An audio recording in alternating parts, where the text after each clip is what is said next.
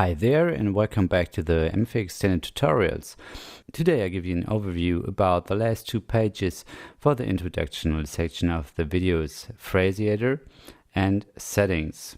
To do so, we first select another page. Let's take the trendy one, go to main page and reduce the noise, do some adjustment here. Okay, I hope it's not too loud. And then we go to Phraseiator.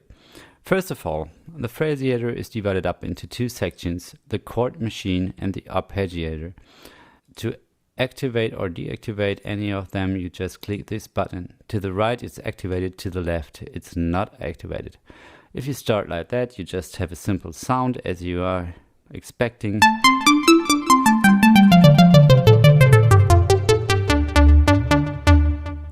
Okay. As you can see from this little arrow here, the chord machine goes into the arpeggiator. That means the chord machine, which enables you to play more than one note at a time by pressing just one key, delivers the MIDI information into the arpeggiator, because it only makes sense in that way. So let's start here. The chord machine is quite simple in some way, but it has a lot of parameters that you can adjust freely. To begin with, you have the first section here. This one allows you to load chords. If you select load major triad, you have a major triad if you activate the machine.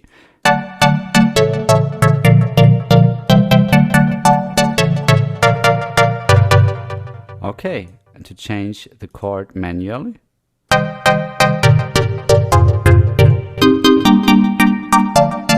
you can just dial in what you want, up to 5 notes.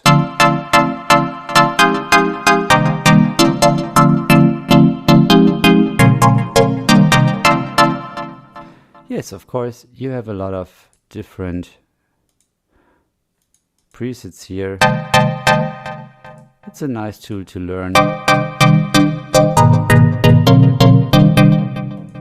It's a nice tool to learn all about chords. Again, you have 3 categories: special, major and minor. And every time you select something from here, you just load the chord. If you want to have inversions, you can just click any of those buttons. So the notes stay the same in version 1.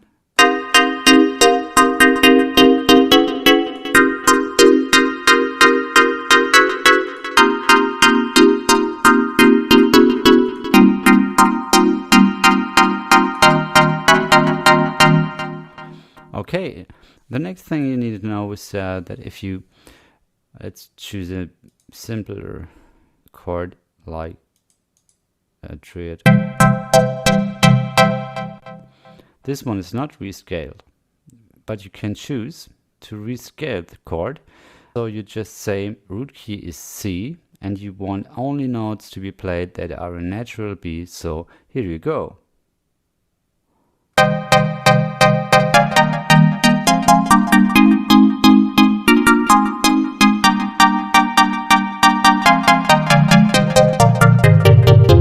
And so on.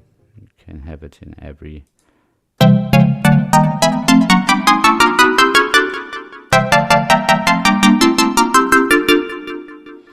scale you want to.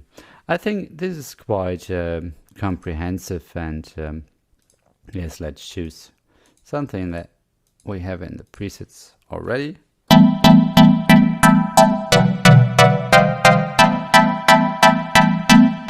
Doesn't sound too spectacular, but now let's go to the arpeggiator. If we turn this on,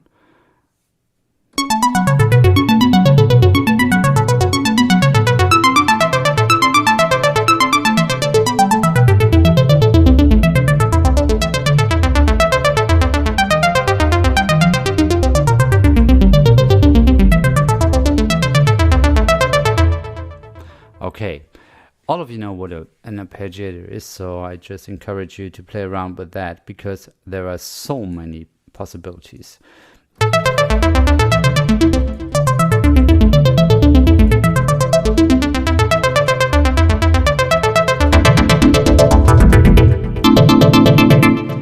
is special because it means you play the whole chord that is given here. Maybe this one is a little bit too fat.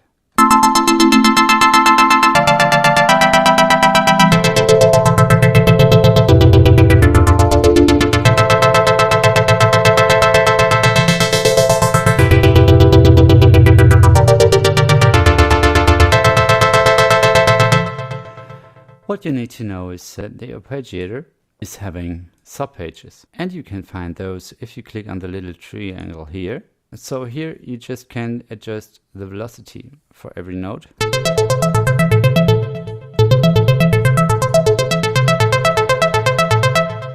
Of course, for that you have to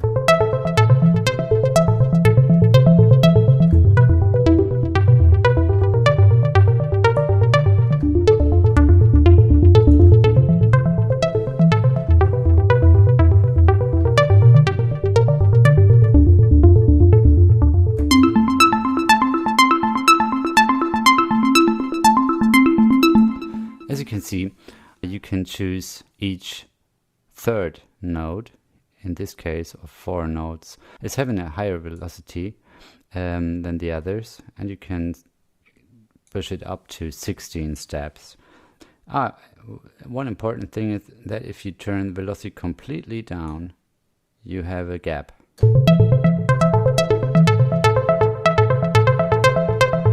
Maybe it's not too obvious because we have so much delay in here, but like that.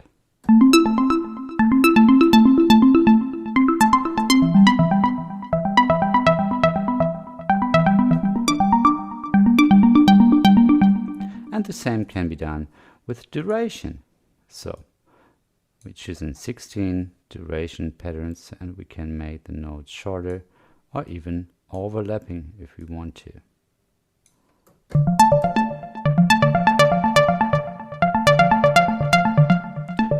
Okay, this is not too spectacular because the filter is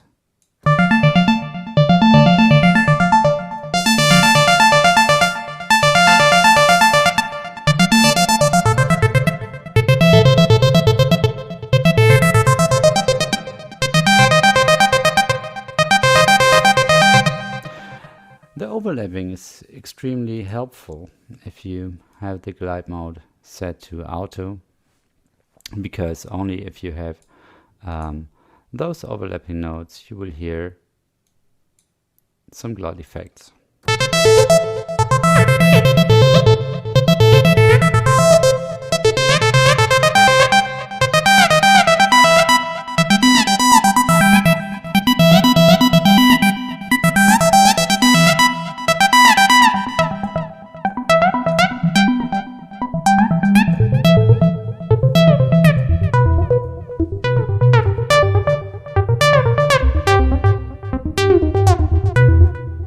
Okay, so far. Of course you need to read the manual for all that, because there are many features, and I think I will do some tutorial with an in-depth description of all the parameters, but you get the basic idea.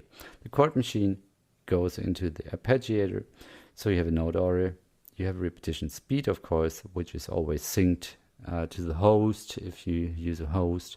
You have a latch mode. So that means if you hit a key and have it on, it will continue even if you release a key. You can also activate the latch mode by just pressing on the sustain pedal, and you have those 3 subpages. Last but not least, let's get to the settings section. Here with the mod wheel, you choose where the mod wheel goes. If we now play, you see it's going to the pitch of oscillator 2.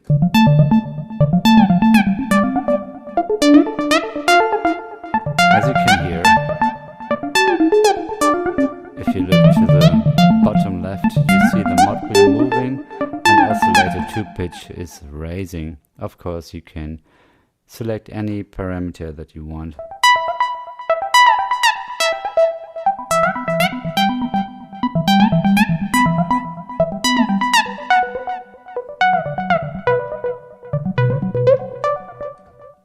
Okay, same is true for aftertouch or pressure.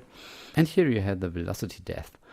That means the impact of the velocity in which you play the keys on envelope 1 to envelope 3. On the other instrument, envelope 3 is handled a little slightly different, but we come to that later. Pitch depth should be clear, it's just in semitones, and you can attach the pitch wheel not only to pitch but also to the filter.